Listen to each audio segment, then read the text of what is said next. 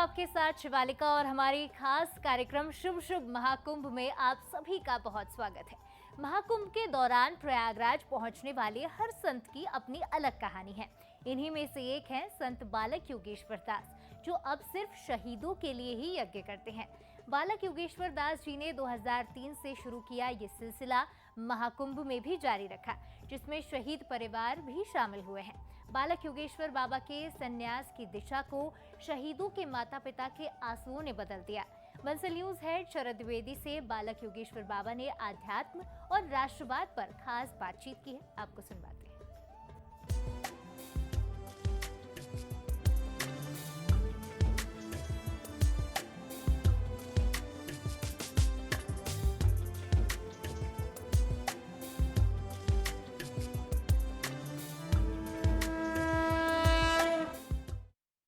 चाह नहीं सुरबाला के गहनों में गूथा जाऊं, मुझे तोड़ लेना वनमाली। और ये भी नहीं है उनकी इच्छा कि ईश्वर को चढ़े पुष्प। वो कहते हैं कि चाह नहीं सुरबाला के गहनों में गूथा जाऊं। और आगे की पंक्तियां मैं ठीक से स्मरण नहीं कर पा रहा हूं, लेकिन मुझे तोड़ लेना वनमाली, उस पथ पर देना तुम फेंक, मातृभूमि पर शीश चढ़ाने जिस पथ जाएं वीर अनेक। यानी ईश्वर पर चढ़ने की एक पुष्प की अभिलाषा इस कविता का नाम है। और ये पुष्प कह रहा है माली से, जो बागवान है, जो उसकी देखभाल करता है। और ये पुष्प माली से कह रहा है, ना मुझे किसी सुंदरी के केशों की शोभा बनना है और ना मुझे ईश्वर पर चढ़ने की अभिलाषा है। अगर मुझे तोड़ोगे तुम तो उस रास्ते पर फेंकना जहां मातृभूमि पर बलिदान होने के लिए वीर जाते हैं। प्रणाम है ऐसी धरती को और ऐसे आश्रम को और ऐसे योगी, और ये जो पीछे बैठे हैं मेरे साथ, वो शहीद परिवारों के परिवारजन, शहीद सैनिकों के, जवानों के परिवारजन। आप कल्पना कर सकते हैं 26 जनवरी 2025 का दिन है और आज अगर हम बहुत गरिमा से प्रयागराज में लहराती गंगा माँ के आंचल में हम बहुत सुरक्षित, शांत, गौरव से भरकर बैठे हैं, तो इसमें गौरव बत्रा जी का भी योगदान है। इसमें उन अमर शहीदों का योगदान है जिनकी आंखों में आज पीड़ा तो है, लेकिन ये गर्व भी है कि हाँ, तुमने जो काम किया, मेरे पति, मेरे पुत्र, मेरे भाई, वो काम कोई नहीं कर सकता। तुमने जो किया, आज तुम ईश्वर के साथ बैठे हो, ईश्वर के साथ बैठ के मुस्कुरा रहे हो और ईश्वर भी कह रहा है हाँ, ये मेरे सबसे प्रिय पात्र हैं। मेरे साथ हैं संत बाबा, जिनको कुछ लोग बालक दास जी भी कहते हैं, वैसे उनका नाम योगेश्वर दास जी भी है। और वो वैष्णव और रामानंदी अखाड़ा, दिगंबर अखाड़े से भी जुड़े हुए हैं। और आप देख सकते हैं उनकी भावपूर्ण आँखें। 40 वर्षों का उत्तराखंड का उनका अपना अनुभव है। सबसे पहले तो ये बड़ी सुंदर संकल्पना है। मैं देखता हूँ कि धर्म अध्यात्म की धारा तो बहती रहती है, लेकिन ये धारा यथार्थ के धरातल पर नहीं रहती, ऐसा मैं नहीं कहूँगा, लेकिन यथार्थ तक आना तो चाहिए। ये भी तो हमारे महान संत हैं जो शहीद हुए हैं। कैसे ये भाव आपके मन में आया? जी, पहले तो बहुत बहुत आपको नमस्कार। बहुत बहुत आज जो 26 जनवरी है, बहुत बहुत बधाई हो। और हम लोग जम्मू कश्मीर में यज्ञ कर रहे हैं और वहीं पे यज्ञ करते हैं ज़्यादा, बॉर्डर के क्षेत्र में। और वहाँ पे यज्ञ कर रहे थे तो सभी फैमिलियाँ, परिवार जैसे आते हैं, मिलते हैं। तो जब आप लोग उसमें आए, मिले, बैठे, बातचीत हुई, तो उसमें मेजर अजय सिंह जसरोटिया के मम्मी पापा से बात हो रही थी। और उस वक्त माहौल थोड़ा ऐसा हो गया कि सारा वातावरण एकदम भाव विभोर हो गए थे लोग। और ऐसे लगा कि जैसे सभी रोने लग गए। तो उनके मम्मी पापा तो अपनी अजय की बात सुना ही रहे थे। तो उसमें सभी उसमें सराबोर हो गई, सबकी आंखें सब डबाने लगी। तो मैं भी उसी में शामिल था। तो उसमें फिर कुछ ऐसे भाव उत्पन्न हुए, बहुत ज्यादा भाव विभोर हो गए। तो उस वक्त तो सही नहीं, जब उन्होंने बातें कुछ इस प्रकार की बोली, वो बातें वास्तव में, ये बात तो सही है कि हम लोग, आप लोग सब जानते हैं कि इस धरती पे वास्तव में कई प्रकार के दान हैं, कई प्रकार के दान हैं। जैसे कोई अन्न देता है, वस्त्र देता है, धन देता है, भूमि भी दान करते हैं, गौ दान भी करते हैं लोग। तो प्राणों का दान कैसे हो सकता है? और ये प्राणों का दान मैंने अपनी स्वेच्छा से, अपनी इच्छा से, स्वयं चाह करके वो वहां पर और सरहद पे, और फिर वो देश के लिए, देखिए परिवार के लिए कोई भी कर सकता है, अपने परिवार के लिए, बच्चों के लिए कुछ ना कुछ इंसान सदग्रस्त जीवन में सारे कार्य करता है, लेकिन देश के लिए, जिस देश के हर व्यक्ति को वो महापुरुष जो आज सरहद पे तैयार खड़ा है, वो एक एक व्यक्ति को किसी को जानता नहीं है, लेकिन उसके लिए वो वहां पे खड़ा है। तो ही उसके लिए जब वो खड़ा है, तो जब उसको देश के लिए कुर्बान होना पड़ता है, तो देश को भी चाहिए कि देश उसके लिए और उसके परिवार के लिए खड़ा रहे। ये देश को भी चाहिए। तो वो भाव मेरे अंदर आए वो सुन करके कि वास्तव में ये है वो परमात्मा के अनन्य सेवक, अनन्य भक्त, जो वास्तव में जिन्होंने दान तो किया, लेकिन इन्होंने अपने जीवन का सर्वोच्च दान, जिसको कहते हैं सर्वोच्च दान, प्राणों का बलिदान दिया। उससे बेहतर और उससे बड़ा कोई दान हो नहीं सकता, और वो भी स्वेच्छा से, खुश होके, प्रसन्न होकर के। ये ऐसे हम लोग, आप लोग, हम कई बार महसूस करता हूं खुद भी कि हम कभी किसी को अगर 100, 200, 500 रुपया देने लगते तो कई बार मन खिन्न सा होने लगता है, क्योंकि व्यक्ति ज्यादा पीछे पड़ जाता है, दे दो दे दो दे दो, तो ऐसे लगता है अरे बाबा छोड़ो ना, आप पीछे ही पड़ गए हो। तो ऐसे मतलब मन जो है खिन्न होता है। लेकिन ये वो नौजवान है वास्तव में जिन्होंने प्रसन्न होके, खुश होकर के और स्वेच्छा से अपने देश के लिए कुर्बान हुए। तो उन्होंने प्राणों की आहुतियां दी। क्या है कि कोई भी अपने अपने तरीके से कार्य कर रहे हैं, सभी संत भी कर रहे हैं, लेकिन मेरे को भी एक कारण मिल गया। तो वो उस वक्त ऐसे भाव हुए कि मैं आज के बाद अगर कोई भी अब यज्ञ, अनुष्ठान, पूजा पाठ करूंगा तो मैं इन्हीं वीर सपूतों के नाम यज्ञ जो है समर्पित करूंगा, और श्रद्धांजलि के रूप में इनको जो है हमेशा याद करते हुए ये आहुतियां दूंगा। जिन्होंने प्राणों की आहुतियां दी, मैं उनके लिए ये हवन यज्ञ में कितने वर्षों से ये क्रम चल रहा है? जी भगवान, ये लगातार 22 वर्ष होने जा रहे हैं। हाँ, और ये 43वां महायज्ञ है, 43वां महायज्ञ है। तो इस तरह से ये करते आ रहे हैं। हर कुंभ में आते हैं, सभी परिवार परिजन एकत्रित होते हैं, सभी लोगों को इकट्ठा करके, और सबकी श्रद्धा रहती है, सबका विश्वास प्रेम रहता है, और बहुत ज्यादा सहयोग भी रहता है सबका, और सभी लोग एक परिवार बन गए हैं। तो इसी तरह से करते करते, यज्ञों को करते करते हम लोग कारगिल में भी गए।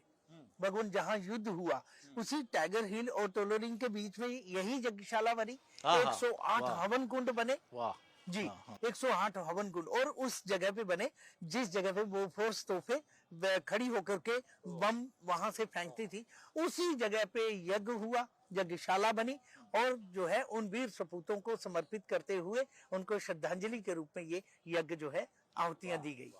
और बाबा जी के साथ हमारे साथ जो बाबा बालक दास जी हैं, यहाँ पर कैप्टन विक्रम बत्रा के पिताजी जीएल बत्रा साहब भी हैं यहाँ, लेकिन भावुक हो जाते हैं वो अपने पुत्र की अमर शहादत को लेकर। हम कोशिश करेंगे कि हम, भले ही वो हमसे बात ना करें, एक प्रश्न जो कई बार मेरे मन को भी थोड़ा सा, मैं ये नहीं कहता कि हमारे भीतर कहीं कोई कमी है, और मैं देख रहा हूँ कि हमारे प्रधानमंत्री और उनके आह्वान के बाद तो चीज़ें, देशभक्ति, राष्ट्र प्रेम, इनको लेकर हम और आगे बढ़े हैं, और आज़ादी की लड़ाई से लेकर अब तक ये इतिहास बताता है। लेकिन फिर भी आपको लगता है कि शहीदों और उनके परिवारों के प्रति समाज की जो जिम्मेदारी है, सरकार तो अपना दायित्व तो निभाती है, लेकिन समाज का जो दायित्व है, बड़े बड़े कॉरपोरेट सेक्टर्स हैं, बड़ी बड़ी चीज़ें, आखिर जीवन उत्सर्ग से बड़ा बलिदान क्या है? कि समाज को, वास्तव में मैं वही बोल रहा था कि देश के लिए जब वो नौजवान वहां पे सरहद पे है, आज हम आप सब जानते हैं कि आज ये जो इतना बड़ा दुनिया का सर्वश्रेष्ठ महाकुंभ मेला भारत में और तीर्थराज प्रयाग, गंगा जमुना सरस्वती की गोद में हो रहा है, जवानों की बदौलत जो वहां पे तैनात हैं, ये उस जगहों पे, बॉर्डरों पे जो है अपने पूरा सर्वस्व लगा करके वो वहां पर बैठे हैं, और उनके मन में भी यही आ रहा है कि हमारे पूरे भारतवर्ष में एक दुनिया का सर्वश्रेष्ठ सनातनी बहुत बड़ा मेला जो है लगा हुआ है तीर्थराज प्रयाग में, जहाँ पे बड़े बड़े साधु संत महात्मा पूजनीय और श्रद्धालु आए हुए हैं। तो वो वहां पे चौकसी कर रहे हैं, वो रक्षा कर रहे हैं, वो तैनात हैं उनकी वजह से। तो वास्तव में उनकी वजह से इतने बड़े बड़े मेले लग रहे हैं। तो मैं भी यही कहूंगा, आपने देखा भी होगा कि आर्मी में लिखा रहता है कि शहीदों की याद में लगेंगे हर बरस मेले, वतन पे मिटने वालों का यही बाकी निशान होगा। तो ये इस बात को लेकर के हम आगे बढ़ते रहते हैं। बहुत सुंदर बात कही आपने। एक और बड़ी महत्वपूर्ण बात, मैं आपके व्यक्तित्व को देख रहा हूँ। हालांकि संत अपने व्यक्तित्व पर बात करना पसंद नहीं करता, लेकिन मैं देख रहा हूँ कि आपकी धारा कर्म से अधिक अभिप्रेरित जान पड़ती है मुझे। आप ये मानते हैं कि एक संत को दिखावे से बिल्कुल दूर होना चाहिए, बहुत सहज और सरल होना चाहिए, और उसको उसी रूप में रहना चाहिए जिस रूप में एक बहुत साधारण मनुष्य और व्यक्ति रहता है। कई बार हम समाज में देखते हैं कि संतों का रूप स्वरूप, सबकी बात में नहीं कर रहा हूँ, कई बार बड़ा भिन्नता वाला हो जाता है। इसी कुंभ में आप देख रहे हैं कि 5 सितारा और 7 सितारा की टक्कर लेते आश्रम है, वो भी कोई त्रुटि नहीं, हम उसकी में भी कोई गलती नहीं देखते हैं। लेकिन फिर भी संत का रूप और स्वरूप क्या होना चाहिए? स्वाभाविक है कि निश्चल होना चाहिए, सीधी सी बात है। दया का भाव उसके हृदय में होना चाहिए, परोपकार की भावना उसके हृदय में होनी चाहिए, और कर्तव्य का पालन हम इस प्रकार से करें कि जैसे भगवान श्री कृष्ण कह रहे हैं कि हे अर्जुन उठो, धनुष बाण उठाओ और अपने कर्तव्य का पालन करो। तो हमारा कर्तव्य संत का, जब हम घर से निकलते हैं, बहुत बढ़िया बात बोली आपने, जब हम घर से निकलते हैं, जब कभी भी, और उस वक्त जो हमारे भाव होते हैं भगवान के प्रति, हमारी श्रद्धा होती है, वो चीज बरकरार बनी रहे, ये सबके बस में नहीं होता है, ये नहीं होता है। क्योंकि अपने अपने कर्मों का फल सभी लोग ले रहे हैं। यहाँ पर ये जो हमारा जगत है, सारा संसार, ये इस वक्त हम कर्म कर रहे हैं, भोग योनि में नहीं है, कर्म योनि में है। तो इस वक्त हम भोग रहे हैं नहीं कहेंगे, हम कर्म कर रहे हैं, और कर्म करते करते ये होता है कि उसके कोई ना कोई फल बन गए। अब उस वक्त कोई मन में कोने में कोई इच्छाएं दबी रह गई कभी किसी जन्म की, और वो इस जन्म में साधु के ही वेश में हो भले, लेकिन वो चीज पूरी होगी, वो चीज पूरी होगी। चाहे हम साधु भी बन जाएं, कुछ भी हो जाए, लेकिन परमात्मा वहां पर पूरा न्याय करते हैं कि चाहे कुछ भी हो, इस व्यक्ति की आत्मा ने वहां पे शरीर धारण जब किया था तो ये कामना की थी, तो अब इसकी ये कामना यहाँ पूरी होगी। जैसे मनु शतरूपा के बारे में वो कहते हैं कि इनके बारे में, इनके मन में एक लालसा है। क्या लालसा है? कि आप जैसा पुत्र इनके घर में हो, ऐसा बोला गया। तो फिर दशरथ जी के यहाँ अगले फिर जन्म में उनके यहाँ प्रभु श्री राम जी का अवतार होता है पूरे परिकर के साथ।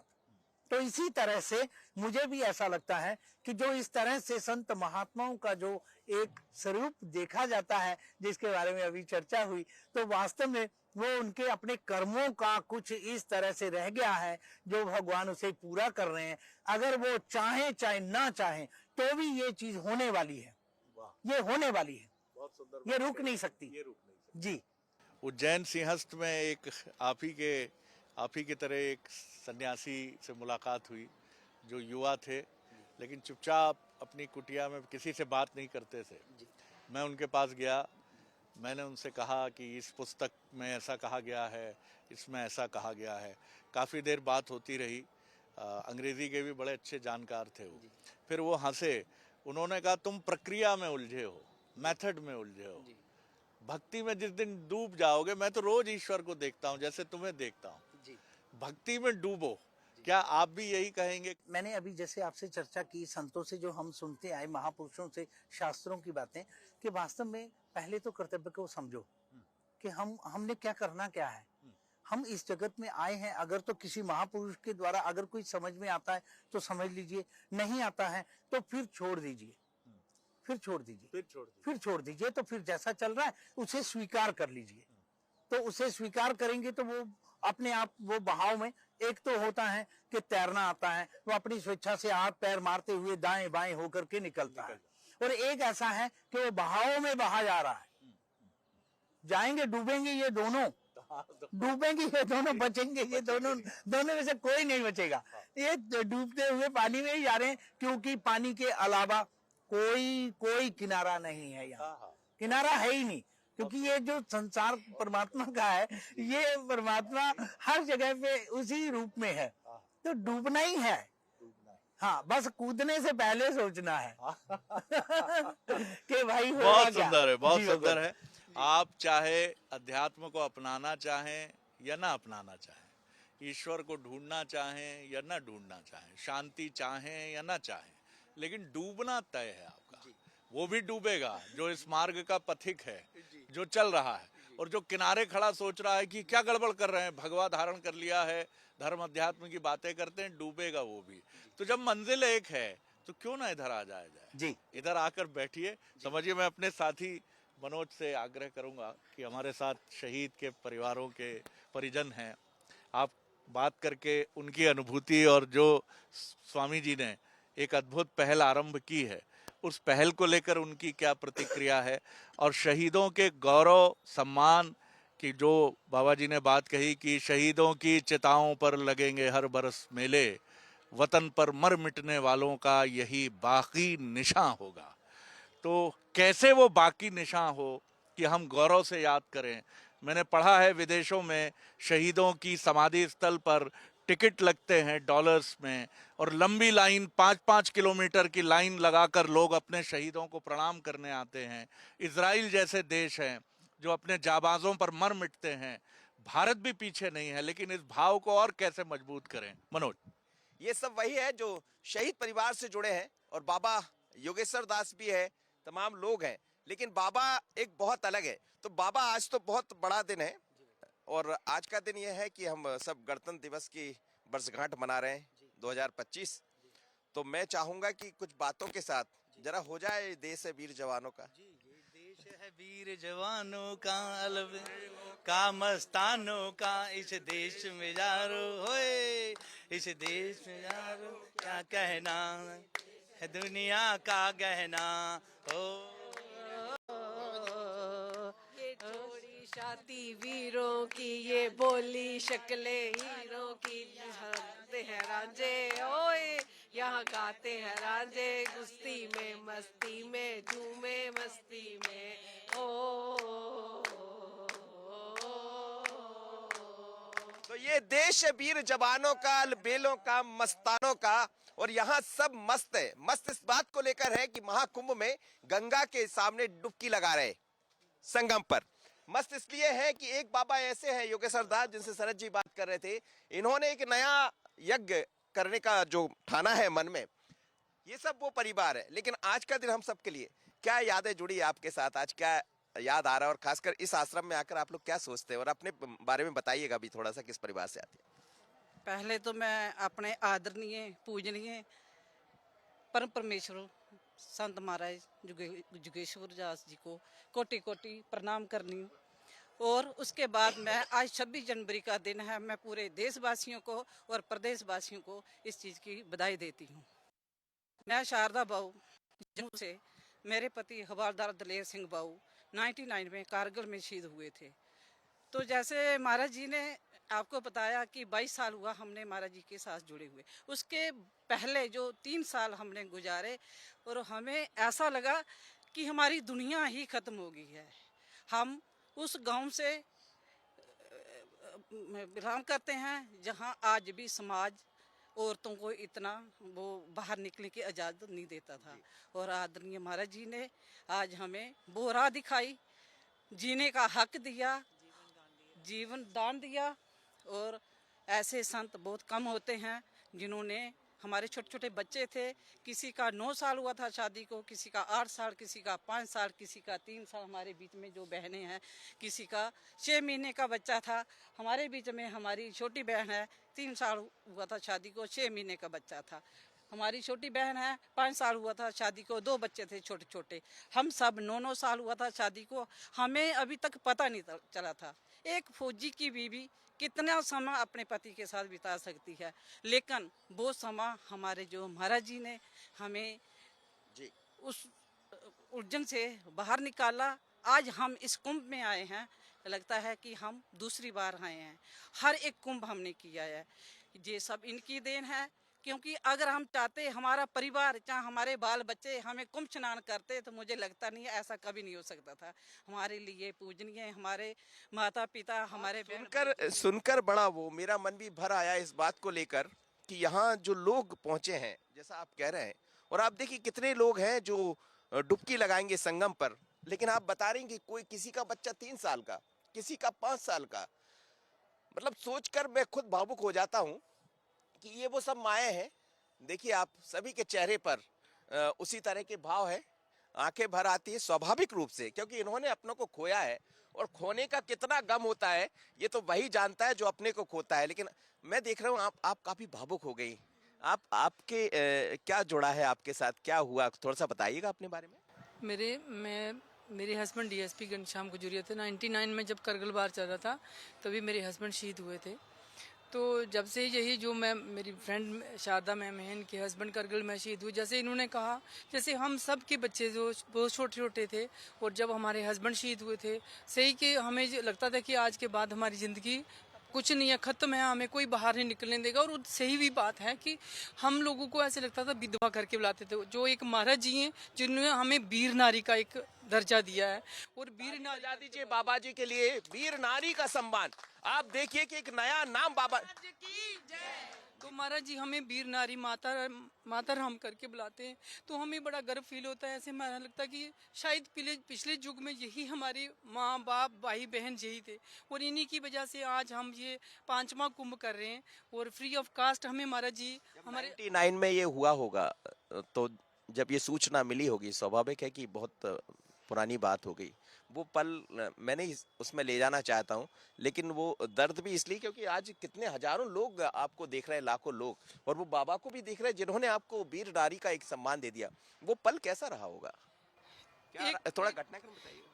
एक पल के लिए तो बहुत दुखित था कि हमारे हस्बैंड आज चले गए। हमारे बच्चे छोटे थे जो कि बाप को देखा नहीं था उन्होंने, उनको पता नहीं था बाप क्या है। बट एक तरफ से बहुत गर्व भी फील होता था कि हमारे हस्बैंड जो शहीद हुए हैं देश के लिए वो अमर हुए हैं। तो ये मेरी फ्रेंड हैं ये वाली ये तो सबसे छोटी थी, इनका बेटा जो है 6 मंथ का था। इनका बेटा जो आज यहाँ है इनका बच्चा भी बिल्कुल छोटा था। सब जितनी भी फैमिली है हमारी कुछ ऐसी थी कि जिन बच्चों का भी बर्थ भी नहीं हुआ था तो वो शहीद हो गए थे। उन बच्चों ने तो अपने बाप को देखा ही नहीं है। तो हम शत शत नमन करते हैं अपने गुरु महाराज को जो कि आज हम सबको एक इतना आज ये वाली 26 जनवरी हमें कभी ज़िंदगी भी नहीं भूलेगी कि जो आप देश के लिए हमें महाराज जी ने पूरे जितने शहीद हैं उनको एक ही माला में परो के यहाँ हमारा एक शहीदी दिवस हम क्या बनाएंगे कि बहुत बड़ा 26 जनवरी है। क्या आपके बारे में भी बता, आप लोग से मैं बात करूंगा। मुझे लगता है कि जितना बातें करें और इतनी आहुति, आज यज्ञ चल रहा होगा, यज्ञ की वेदी पर एक एक आहुति डल रही होगी शायद एक श्लोक के साथ, लेकिन ये कितना बड़ा वो है कि ये सब आहुति अपनी डाल रहे हैं इस जी। महाराज जी का जो इनिशिएटिव संकल्प लिया था, महाराज जी ने 2003 से शहीदों के परिवारों को निमंत्रण दिया सभी को, और सभी की शहीदों की आत्मा की शांति के लिए यज्ञ करने का संकल्प जो लिया था महाराज जी 2003 से कर रहे हैं। और हम तक 2003 से सारे परिवार उनके साथ आपके साथ क्या जुड़ा, क्या हुआ था घटनाक्रम? मेरे हस्बैंड 2001 में अमरनाथ यात्रा के दौरान शहीद हुए थे। तो उस समय तो जब सभी लोग आते हैं, पुलिस डिपार्टमेंट आता है या एडमिनिस्ट्रेशन, सिविल एडमिनिस्ट्रेशन के लोग आते हैं, तो वो ये चीज़ बोलते हैं कि देखो आपके हस्बैंड ने बहुत बड़ा बलिदान दिया है, देश के लिए बलिदान दिया है, ये आपको गर्व महसूस करना चाहिए। पर सच में बताएं तो उस समय गर्व वाली जो फीलिंग होती है वो हम लोगों को नहीं आती है, क्योंकि हमें लगता है कि हमारा तो सब कुछ खत्म हो गया, क्योंकि बच्चों का तो भविष्य ही खत्म हो गया। जिस फादर के होने से बच्चों का भविष्य ऊंचा जाना था, पूरी तरह से उनकी उसमें निगरानी में बच्चे पलने थे, वो तो खत्म हो गया बिल्कुल। तो उस समय वो वाली फीलिंग जो है वो सच बताऊं नहीं आई हमें। महत्वपूर्ण बात आप कह रही, बहुत महत्वपूर्ण बात। हर माँ जो इस बात को देख रही होंगी कि वो फीलिंग जो हम महसूस करते हैं जब हम कहते हैं कि आज फलाने व्यक्ति की शहादत हो गई है, और वो परिवार क्या महसूस कर रहा होगा। लेकिन सच तो ये है कि परिवार जब अपने को खोता है तो क्या गुजरती है ये जी परिवार को पता होता है। पर जब से 2003 में जब से महाराज जी से जुड़े हैं, हमें थोड़ा थोड़ा अपने आप में भी गर्व होना शुरू हुआ और अपनी भी कोई जो आइडेंटिटी है उसको हमें संभालने का मौका मिला। और महाराज जी ने ये बोला कि जो शहीद हो गए वो जिन उनका बलिदान जो अपना बलिदान देना वो सर्वोच्च बलिदान है। आपको इसको उस तरह से नहीं लेना कि हम अभागे हैं, हमारे साथ ये हो गया। आप उनकी आत्मा की शांति के लिए जो कर सकते हो वो करो, बट अपने आप को भी अपना डिग्रेड मत करो कि अपने आप को अभागे समझने लगो। ईश्वर बैठा है, वो आपके साथ। इसलिए आज आप सबके चेहरे पर खुशियां हैं आज। बिल्कुल। और तब से हम महाराज जी के कहने पे चल रहे हैं और वो करें, और ये हमारा 5वां महाकुंभ है। मेरा नाम तविंदर कौर है। मेरे पति कारगिल में शहीद हुए थे 99 में। उस टाइम मेरा बेटा 4 साल का था, बेटी 14 महीने की थी और मेरी मैरिज को 5 साल हुए थे। तो बड़ा मुश्किल से हमने टाइम निकाला है, बट ये है कि हमारे गुरु महाराज हमारे साथ थे, उन्होंने बड़ी जल्दी से हमें अडॉप्ट किया, इसलिए हम अपने गुरु के पीछे आज भी जी रहे हैं। आप कहाँ से आए? आप दिल्ली से आए हैं, बट हम लोग यूपी से बिलोंग करते हैं, बट नेपाली हम लोग। हाँ जी। तो आपके साथ क्या यादें जुड़ी है? मेरे फादर जो थे वो शहीद हुए हैं, तो 1999 के कारगिल वॉर में मेरे फादर थे वो, और हम बहुत ही छोटे थे उस टाइम पे। लेकिन मैं मतलब I proud of my father कि मतलब वो शहीद हुए इन चीज़ों में। और मेरे को ये है कि मैं कभी आई नहीं थी यहाँ पे, फर्स्ट टाइम आई हूँ अपनी मदर के साथ, पर बाबा जी की कृपा से मतलब मैं यहाँ पे आई और मुझे बहुत अच्छा लगा। फर्स्ट टाइम ये एक्सपीरियंस लिया कि यहाँ पे इतना बड़ा मतलब कुंभ के मेले में आई हूँ। अगर अकेले आने की सोचती तो शायद हिम्मत नहीं पड़ पाती, लेकिन बाबा जी ने बुलाया हम लोगों को। कितने साल की थी जब ये सब घटनाक्रम हुआ? आपको क्या याद आता है? 8th क्लास में थी मैं उस टाइम पे। बिल्कुल उस टाइम पे मतलब जब फादर नहीं थे तो बहुत ही ऐसा लगता है कि सारी दुनिया ही हमारी ख़त्म हो गई, कोई भी रहा नहीं है ऐसा लगता है। बट धीरे धीरे ठीक है, मतलब मदर का भी साथ था। 2 भाई हैं मेरे, दोनों ही आर्मी में, वो भी तो दोनों भाई भी आर्मी में? दोनों ही भाई मेरे आर्मी में ही है। वो पिता शहीद हो गए और दोनों भाई आर्मी? दोनों भाई मेरे आर्मी में ही हैं अभी। कहते हैं कि फौजी बना दीजिए आप, पड़ोसी को फौजी बना दीजिए, अपने को फौजी मत बनाइए। लेकिन ये वो परिवार हैं सब जिनके परिवार अभी भी फौज में हैं, और पिता शहीद हो गए और उसके बाद दोनों भाई भी फौज में हो। मेरे लिए बड़ा अनूठा दिन है क्योंकि आज गणतंत्र दिवस का पावन पर्व है। लेकिन पावन पर्व के बीच में इतनी माएँ, इतनी बहनें, सबके आंखों पर एक वो याद भी है 99 कारगिल की, और वो चीजें भी हैं जब परिवार के साथ कैसा संघर्ष करना पड़ा। तो संघर्ष की कहानी के साथ मुझे लगता है महाकुंभ में इससे बड़ा कोई हवन नहीं होगा जिसमें लोग आहुति दे रहे हैं उन शहीद वीरों के लिए जिन्होंने अपने देश के नाम अपने प्राण बलिदान कर दिए। लेकिन शायद अभी भी यही कह रहे हैं कि हर कर्म अपना करेंगे, हे वतन तेरे लिए। तो आपने देखा कि हमारे साथ थे स्वामी योगेश्वर दास जी, जिन्हें बाबा बालक दास जी भी कहते हैं। दिगंबर अखाड़े रामानंदी व्यवस्था से वो जुड़े हुए हैं और बहुत साफ तौर पर उनका कहना है कि आपको डूबना तो है, जब मंजिल डूबने की है तो इससे फर्क नहीं पड़ता है कि आप किनारे बैठे हैं या नदी की धारा में, तेज धारा में कूद पड़े हैं। मैं भी अभी किनारे बैठा हूँ, मैं भी बड़ी बड़ी बातें कर रहा हूँ, लेकिन कूदना मुझे भी पड़ेगा, तभी मैं समझ पाऊंगा कि इसका मर्म क्या है। कैमरामैन आशीष और अश्विनी जी के साथ प्रयागराज बाबा बालक दास जी का आश्रम कुंभ स्थल। शुभ शुभ महाकुंभ में हमारी खास पेशकश संत की शहीद भक्ति में फिलहाल इतना ही, लेकिन तमाम तस्वीरों और महाकुंभ के एक्सक्लूसिव कवरेज के लिए जुड़े रहे बंसल न्यूज़ के साथ। फिलहाल दीजिए इजाजत, नमस्कार।